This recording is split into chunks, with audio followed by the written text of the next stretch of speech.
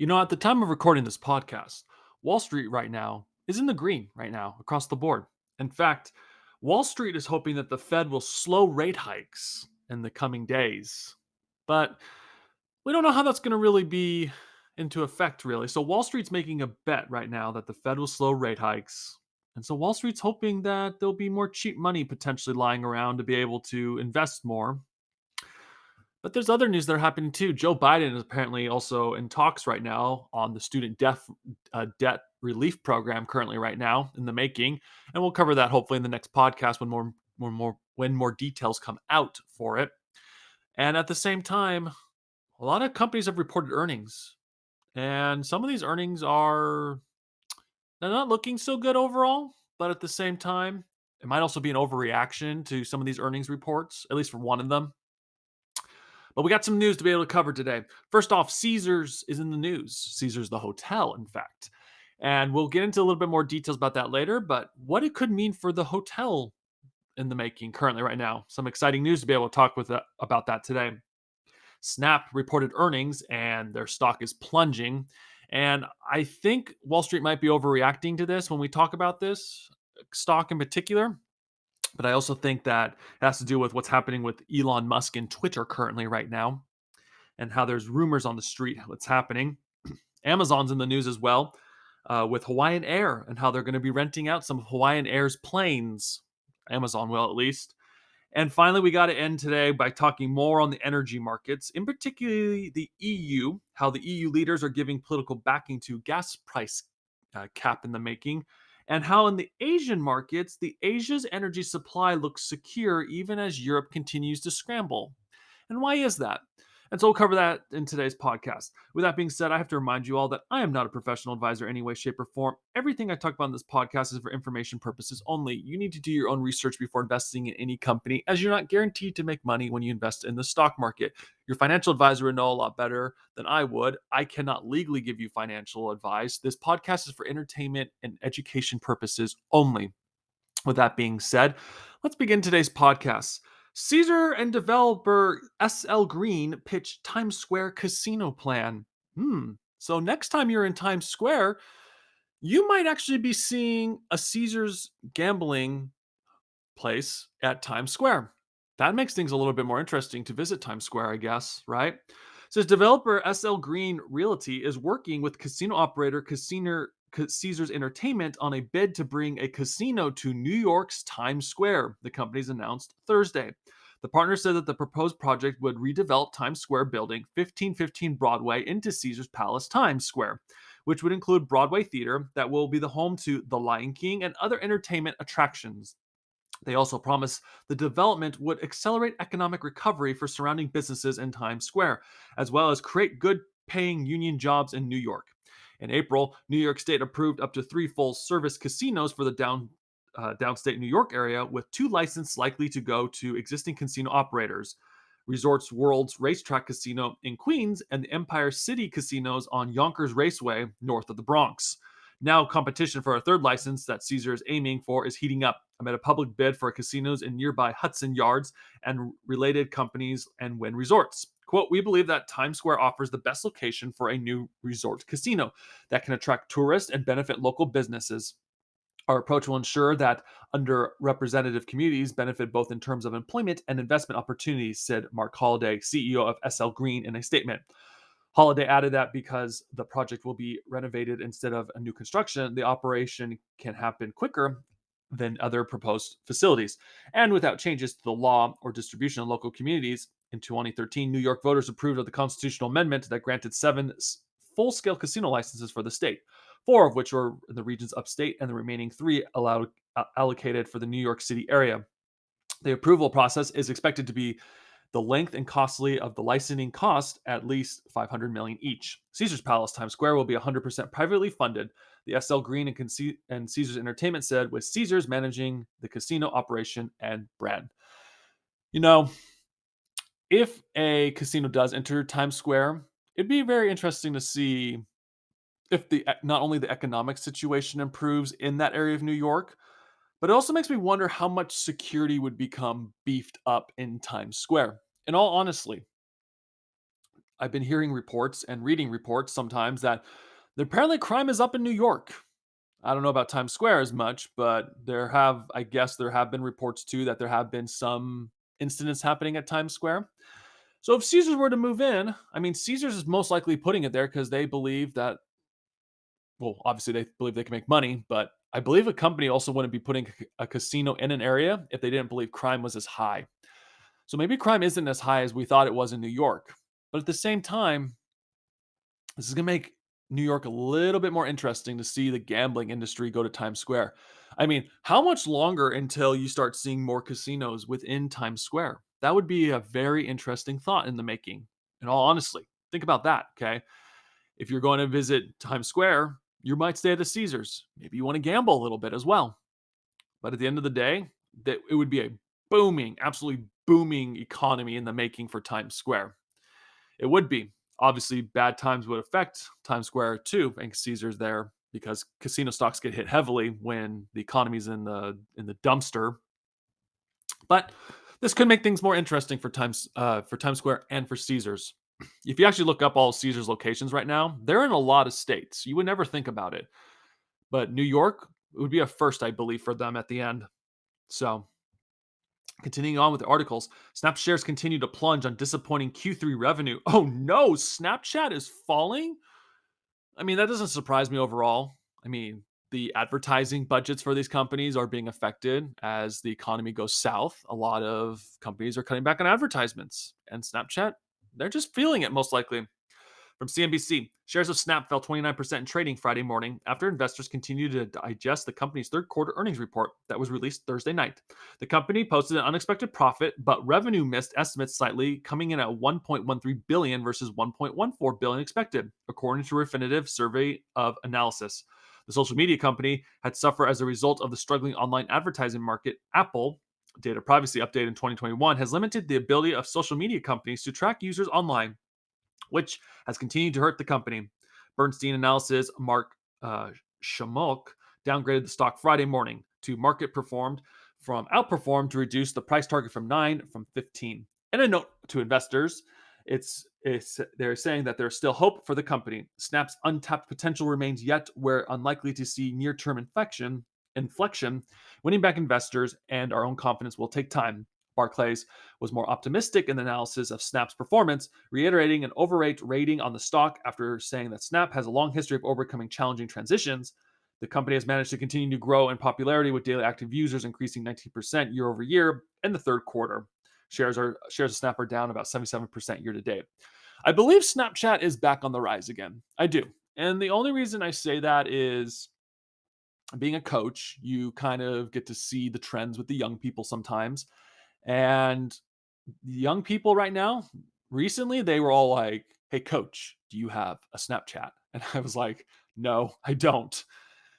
And it's interesting because now that I'm hearing it from them, it gave me an idea of, oh, Snapchat must be on the rise again. I guess, and CNBC is reporting that, yeah, it is. So Snapchat might be in popularity again, which also makes me wonder what Facebook's going to be able to do because Facebook's Instagram is to compete with Snapchat. Now, obviously, Instagram has its advantages, right? People love just being able to post photos on the social network in general. But the social media network world, I mean, if Snapchat ever does well, then you have to expect that Meta, formerly known as Facebook, would have to be able to start doing well as well because those two compete with each other for market share overall. But what's also interesting too, like I said, says the company has managed to continue in popularity with daily active users increasing 19% year over year. And they have had a long history of overcoming challenging transitions. We'll pay attention a little bit more to Snapchat going forward, but as of right now, at least from what I've been reporting on this podcast overall, as the economy suffers, advertisement revenue falls. And Facebook and Google, well, Google in particular is feeling it for sure in some way. Whether they admit it or not is another story. But it wouldn't surprise me either if Facebook's feeling it as well. I don't even know when Facebook reports earnings. Maybe they already have, or maybe it's coming up. But how Facebook does, or if they've already reported earnings, might determine how the market goes going forward with the social media companies currently right now. But I also wonder if one of the reasons why Snapchat shares are falling so hard is because of what's going on at Twitter right now too. There's reports that Elon Musk wants to lay off about 75% of the staff at Twitter, the company, when he takes over. But Twitter's saying something else right now, too. CNBC is saying that Twitter tells employees there are no plans for layoffs. Twitter on Thursday clarified to staff that there are no plans for the company wide layoffs since it's signed a deal to be acquired by billionaire Elon Musk after a media outlet reported that Musk is considering layoffs at the company. Twitter General Counsel Sean Edgett emailed employees on Thursday saying the company does not plan layoffs, according to a source who viewed the email. The Washington Post reported early on Thursday that Elon Musk told prospective investors in his deal to buy Twitter that he planned to get rid of nearly 75% of the company's 7,500 workers, citing interviews and documents. The job cuts are expected in the coming months, no matter who owns the company, according to the Washington Post report. Twitter's current management plan to par the company's payroll by about 80 million by the end of next year, a number that would mean the departure of nearly a quarter of the workforce, the report said. So I wonder if one of the reasons why Snap is being hammered hard is because Wall Street believes that this is going to end up happening to Snap too. Or maybe they're just overreacting because, I mean, it's kind of like domino effect, right? Like, oh, there's a chance Twitter might be laying off employees. Oh, Snapchat just had a bad report and they're still thinking of social media because they're both intertwined. And then the stock gets hammered. It's hard to tell, but it's just food for thought. We'll continue paying attention to Snap and obviously Twitter as well when we can and report the news when we can about them to see what's going on. But Twitter saga continues with Elon Musk, and Snap might be overblown. It's not financial advice, but Snapchat might have fallen a little too far down for stock price currently. Not financial advice. Continuing on in the tech industry, though, Amazon hires Hawaiian Air to fly rented Airbus cargo jets to replace older freighters. Ooh. Amazon has hired Hawaiian Airlines to fly the first Airbus cargo planes in the retail giant's air network, aircraft that will help replace older jets as the carrier becomes the latest passenger airline to fly for the company. Hawaiian will fly at least 10 Airbuses, the A330 300 converted freighters for Amazon, which is the first one starting in the fall of 2023. The carrier said in a filing. Hawaiian shares surged as much as 13% early trading following the announcement. The Airbus jets, which will be the largest in the fleet, are not for net growth, but instead meant to replace older aircraft getting phased out of their lease expire or are close to the operating life of Amazon spokesperson told CNBC. Amazon has expanded its dedicated air unit in recent years, whose operations are outsourced by several airlines, including Atlas Worldwide Holdings and ATSG, which fly Boeing 767s for the company. The planes with which Amazon began the air arm. Amazon's still figuring out which of the older jets will be phased out, the spokesperson said. Sun Country, a leisure-focused carrier, began flying converted Boeing 737 freighters for Amazon in 2020 when travel demand collapsed early in the COVID pandemic. These A330 300s will not only be the first of its kind in our fleet, they will also be the newest aircraft, largest aircraft for Amazon Air, allowing for us to deliver more customer packages in each flight, said the director of global air fleet and sourcing, said the Airbus news release. You know, Amazon is going to keep doing what they can to grow. And this is just a thought I'm having as I'm reading this article, because this is what it also says too. It says under the agreement, Hawaiian is issuing warrants for Amazon to acquire up to 15% of its stock, exercisable over the next 9 years. Amazon has similar agreements with other air cargo providers, ATSG and Atlas. What if Amazon is getting ready to buy out a plane company? In all honesty, I could see it happening. Okay. And the reason I say that is Amazon is just growing, growing, growing. Now, obviously, one day Amazon's not going to be growing as much, but they're the number one deliverer for packaging. I mean, a few years back, I think it was, Amazon stopped working with UPS and FedEx, if I'm not mistaken. I mean, they have their own planes that fly their packages too. But what if package delivery companies, and this is just a thought, what if they start buying out the airlines? In all honesty, like you could be flying like in a Hawaiian airline plane or something, and obviously there's like packages underneath the planes.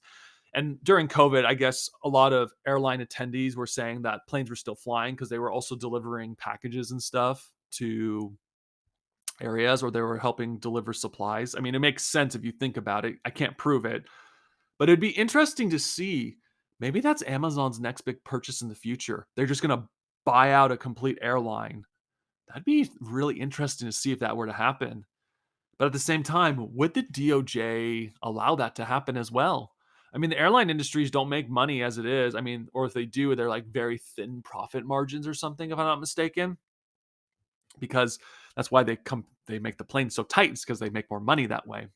But it'd be interesting to see, will Amazon do that? It's just food for thought. I mean, they might do it, they might not. But at the end of the day, there's this they're making this agreement because it says here too, it says air cargo was a hot segment of aviation during the pandemic when consumer travel plunged and port snarls drove up rates. But the markets has since cooled. A surge in travel has meant more capacity has entered the market and passengers belly planes. Port congestion eased and consumer habits shifted, driving down the cost of air cargo. So, what if they do that? That'd make things really interesting overall. You're flying your Amazon plane, and all of a sudden there's ads on the plane to buy their products and services. Oh, that would be hilarious to see. But at the same time, that could happen. It's just food for thought right now. I mean, Amazon is trying to use drones to deliver packages too. So, and of course, the airline industry is also trying to get more into the startups of being able to fly commercial planes within cities to allow travel faster for people. So, we'll pay attention to that. It's just a thought.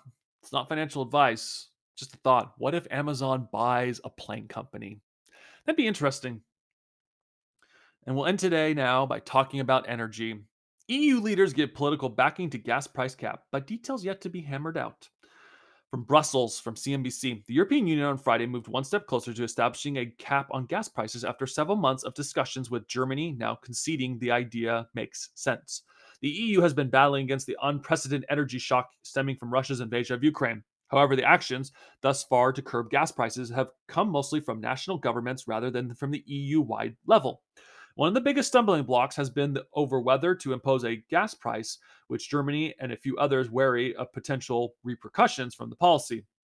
Germany's Chancellor Olaf said at Berlin on Thursday that this always harbors the risk that the producers will then sell their gas elsewhere. However, after negotiations with the European counterparts that dragged into the early hours of Friday morning, Schultz agreed to go ahead with the measure, albeit caveats such as the need to design in a way that it does to drive up consumption.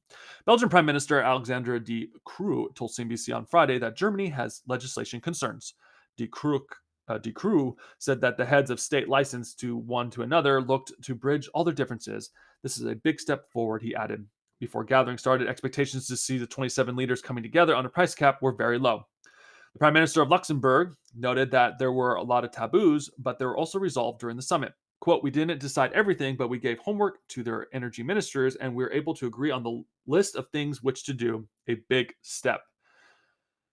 A dynamic price cap. The political support for all 27 heads of state means that in the coming weeks, European Energy Minister and the European Commission, an executive arm of the EU, will be working on the technicalities of how the temporary dynamic price corridor is going to work. This is expected to establish a flex range of gas prices, but more precise details are expected to be in the next 2 or 3 weeks. After that, Belgium's De Croo said that the implementation could be quite fast. Regardless of the details, the cap is only temporary policy. That is not expected to be in place. Only a second benchmark is established. At the moment, the European natural gas prices are reflected via the Dutch tile transfer facility, but EU leaders have agreed that this benchmark will no longer reflect the reality that most of them are receiving liquefied natural gas rather than pipeline gas, and so the plan to become second benchmark in place by the end of the first quarter of 2023. European gas prices have spiked in the wake of the tensions with Russia, which is used to be European main seller of natural gas. At their peak, prices climbed over 340 euros or 332.6 per megawatt hour in late August. Europe is screwed. They are. Trump warned them. He did. There's video of it saying you're relying too much on Russian gas. And they laughed at him. And now Europe's going to get they're going to be feeling pain. And at the end of the day, the price cap, it's not going to work in my opinion. Companies want to make money. They'll just send their gas elsewhere. I mean, we've already talked about in past podcasts, Russia oil and gas is already getting to Europe through China because China has no demand for it right now. If China ever gets demand for oil again, then you can expect Europe to suffer a little bit more than they already are. But this is where things get interesting too. Europe has talked about using coal and nuclear energy and all that, but they've been kind of hush hush about it right now too. Okay. But in Europe, what's happening in the Asia markets, they're doing the opposite of what Europe is doing. Okay. From the energy sector from CNBC, Asia's energy supply looks secure even as Europe scrambles. As Europe struggles with power shortages, Asia Pacific power supply remains secure, mainly because the region still uses a lot of coal, data has shown. While the liquefied natural gas supplies in the region redirected to Europe, power generators in Asia not only have less access to LNG, but they have opted out to buying more expensive LNG driven by strong demand in Europe. Europe is struggling with gas shortages as Russia cuts its supplies, forcing many countries into an energy crisis in the lead up to winter. The UK's national grid has warned of possible power cuts. On Tuesday, the EU steered away from a proposed price cap on Russian gas. Obviously, that's changed since Friday because the report I gave you was from Friday. As it laid out new measures to tackle high energy prices, Russia has previously said it would halt all fuel supplies to the EU if the bloc imposed these caps, which suppresses Russian revenue and price of commodities. Doesn't matter, Russia's going to end up selling it to another country in the end anyways. The S&P Global chief financial energy strategist said that while the crunch in Europe and the war in Ukraine have forced up prices of fuel such as oil and gas globally, it has not hurt Asia energy generation. Quote, in Asia, instead of using gas, countries are using coal because coal is here, coal is domestic, and less expensive. The downside is that Asia, which is growing gas consumption, has stopped, at least for now. Unlike Europe, which relies on gas for energy creation, gas is less relevant to Asia. It only forms 11% of its power mix, and import LNG forms a small part of that which is most gas coming from domestic production. Wood Mackenzie, head of the Asia Pacific Power and Renewables Research, Alex Whitworth said, coal takes up a large portion of the mix. Although it is falling, Whitworth added, the share of coal in power generation for Asia Pacific markets is more than 60%, he said. Separately, Asians' LNG imports have fallen due to high prices. According to the International Energy Agency latest gas report, Asian spot short-term LNG imports fell 28% in the first 8 months of the year compared with the same time last year. Overall, LNG imports fell 7% year on year. Imports to China, now I don't believe this is 100% correct, and maybe it is because it's more updated, says now the biggest global LNG importer fell the most by 59%. The decrease in LNG imports for Japan, Pakistan, and India were 17%, 73%, and 22% respectively, the IEA said. The agency explained it wasn't just high prices deterring Chinese buyers, but also the country's slowing economy, milder winter temperatures, and strong domestic production of its own gas and coal. And continuing on, these factors have set up opportunities for more coal used in Asia amid efforts to reduce the use of fossil fuels. For example, Korea Electric Power Corporation has started using more coal in recent months, according to the Institute of Energy Economics and Financial Analysis. The company used about 26% more coal in July this year compared with the previous months, but that's still lower than the volume used last year, the data from the IEEFA showed.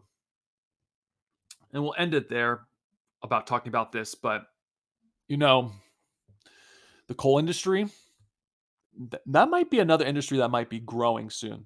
As long as the war for Russia and Ukraine is still happening between those two nations, gas is going to be in high demand. Okay. Asian countries are going to be totally fine, it looks like, across the board. Obviously, China has to get their no COVID policy down to zero before they reopen. And that's going to be a mess within itself. If China ever fully reopens, they're going to be in such a demand for energy. They're going to be using everything. You can almost bet they will use everything. They'll be like, we need gas, we need coal, we need solar. They're just going to go for everything to revamp their economy when the time comes. Coal could be a big investment. And this is not financial advice, but the only reason I'm saying that is the Asian countries are using coal.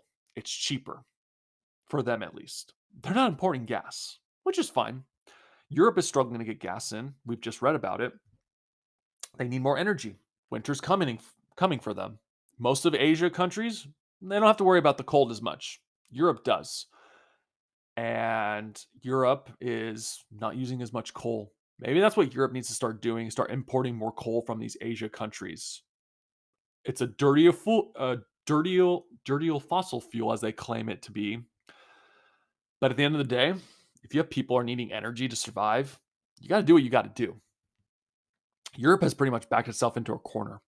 Like I said earlier, President Trump spoke and he flat out said to Europe that you were relying too much on Russia, and they laughed at him. They did. Now Europe is feeling it. At the same time, Asia, they got smart and realized, "Oh, we'll just use coal." And Asia's probably going to survive a little bit longer. But as long as this war keeps happening, gas prices are going to continue going up in some way, shape, or form. Europe's going to struggle. Seems like Asia is going to be okay. I mean, if you wanted to invest in coal, I guess you could look into the Asian markets. Not financial advice, obviously, but seems like the coal industry might be on the rise. Might be. Not 100%, but it might be something that might be more talked about. What I'm also curious about too is what technologies come out if coal starts becoming more in use. Like what technology gets made to be able to make sure that the dirty fuel that it is for the coal isn't going to affect the environment that they keep telling us it will. It'd be interesting to see. But Asia, they're in the right mindset right now to switch over to another energy source. I wouldn't be surprised if the next report comes out that says they're not importing any gas. But the next time they report this, it'd be interesting to see. But yeah, good for Asia using their own natural resources within their own country. I wonder if Joe Biden should take a note from that too, so we can drill in our own nation as well. That'd make things more interesting. But he probably won't. So I'll leave it there. With that being said, thank you for listening to this podcast. I hope you have enjoyed it. If you had, please like and subscribe to this podcast, as every like and subscription helps grow this channel, so we'll be able to keep talking about events that are happening within Wall Street that Wall Street isn't always willing to be able to talk about. Please also share with friends or family, as they might enjoy this content as well. Get the news of what's happening out there. Because, like I said, this isn't always being shared out there. So, at least with us in the world in general. With that being said, fellow podcast listeners, thank you so much for listening to this podcast today. Thank you and goodbye.